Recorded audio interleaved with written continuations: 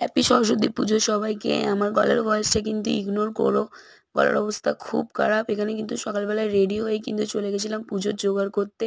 আর তারপরে কিন্তু আর কোনোরকম কোনো ভিডিও নিতে পারিনি। শুধুমাত্র ডান্স, যেহেতু তোমরা এর আগের ব্লগগুলো দেখেছো সেখানে বুঝতেই পেরেছো যে এই সময় কিন্তু আমাদের কালচারাল একটা প্রোগ্রাম হয় সরস্বতী পুজোর দিনে।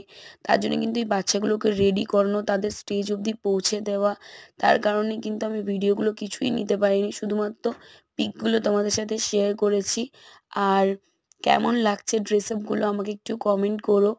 আর এখানে প্রত্যেকটা বাচ্চা কিন্তু প্রচুর পরিশ্রম করে আর এই দিনটার জন্য অধীর আগ্রহে ওয়েট করে থাকে যে কবে এই দিনটা আসবে। প্রত্যেকের স্কুল আছে, কলেজ আছে, পড়া আছে, আমার নিজের সংসারের কাজ আছে, একটা ছোট্ট বেবি আছে তাকে মেনটেন করা। তারপরেও কিন্তু এইসব জিনিসের মধ্যে পার্টিসিপেট করা এটা আমার খুব, বলতে গেলে খুব মনের একটা ইচ্ছা বলতে পারো। আমি এর জন্য কিন্তু টাইম আমি বার করেই নিই। আর দেখো এখানে আমাদের পারফরমেন্স স্টার্ট হয়ে গেছিলো। এটা ছিল ডান্সের প্রথম পারফরমেন্স। আর এটা ছিল শাড়ি পরে। গানটা দিতে পারলাম না, তার কারণ হচ্ছে গানটা দিলে কপিরাইটের ক্লেম আসবে। আর যদি এই পুরো ভিডিওগুলো তোমরা দেখতে চাও তাহলে কিন্তু তুমি আমার ইনস্টা আইডিতে তোমরা চলে যাও, সেখানে গিয়ে কিন্তু তোমরা দেখতেই পেয়ে যাবে।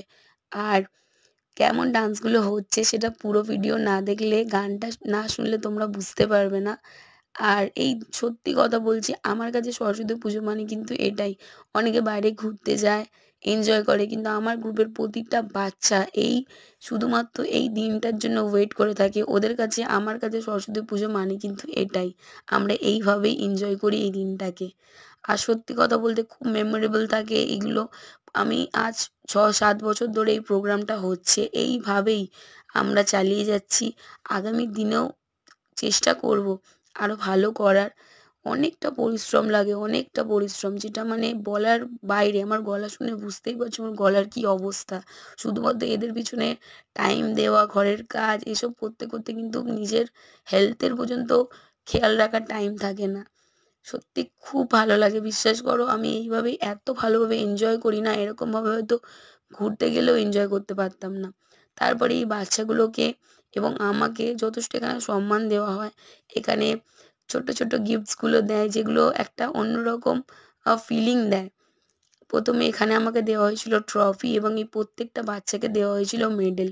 এখানেও আমি ভিডিওগুলো করতে পারিনি, শুধু তোমাদের সাথে পিকগুলো শেয়ার করলাম। কেমন হয়েছে সেটা অতি অবশ্যই কমেন্ট করো। আর যারা আমার চ্যানেলে নতুন তাহলে কিন্তু প্লিজ চ্যানেলটা সাবস্ক্রাইব করো। আর তোমরা কীভাবে দিনটা এনজয় করলে সেটা আমাকে জানিও। টাটা।